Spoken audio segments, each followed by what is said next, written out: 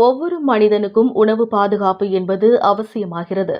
உணவுப் பொருட்களில் அதிக கெடுதல், நச்சுத்தன்மை, பல்வேறு கலர்களின் சேகரிப்பு உள்ளிட்ட தயாரிப்பு பொருட்களால் கடந்த ஒரு வருட காலமாகவே பல்வேறு சர்ச்சைகள் எழுந்து வருகிறது. தற்போதைய காலத்தில் உணவு தயாரிப்பிற்கு இடமளிக்காமல் வெளியில் தயாரிக்கப்படும் உணவு வகைகளை சாப்பிட்டு அதன் பின் ஏற்படும் உடல் உபாதைகள் உள்ளிட்ட பல்வேறு பிரச்சினைகளில் மரணம் என்ற கடைசி இலக்கை கூட ஏற்கும் நிலை.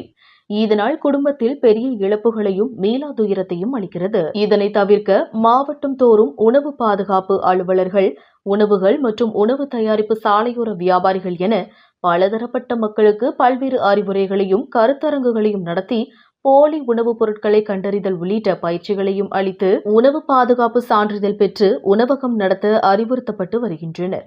இதையெல்லாம் சற்று ஒருபுறம் தள்ளிவிட்டு கோடைக்காலம் முன்பே ஆரம்பித்த நிலையில் பிரபல தனியார் ரோஸ் மில்க் நிறுவனம் பல்வேறு நகரங்களில் கிளைகளை உருவாக்கி அதன் மூலம் விற்பனை செய்து வருகிறது.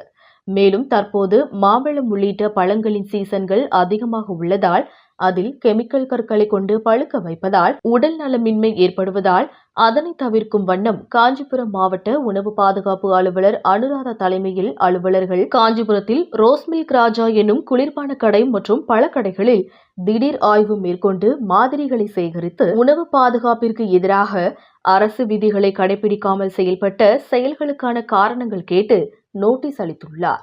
காலாவதியான பால்கள், அதிக சுவை மற்றும் கலர் சேர்க்கும் ரசாயனத்தை ஆய்விற்காக பறிமுதல் செய்து உணவு பாதுகாப்புத்துறை அதிகாரிகள் நடவடிக்கை மேற்கொண்டனர்.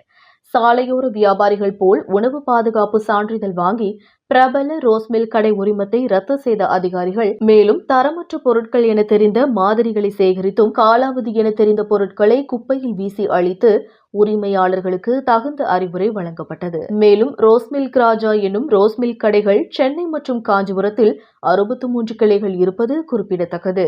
காஞ்சிபுரத்திலிருந்து ரிப்போர்ட்டர் தினேஷ்.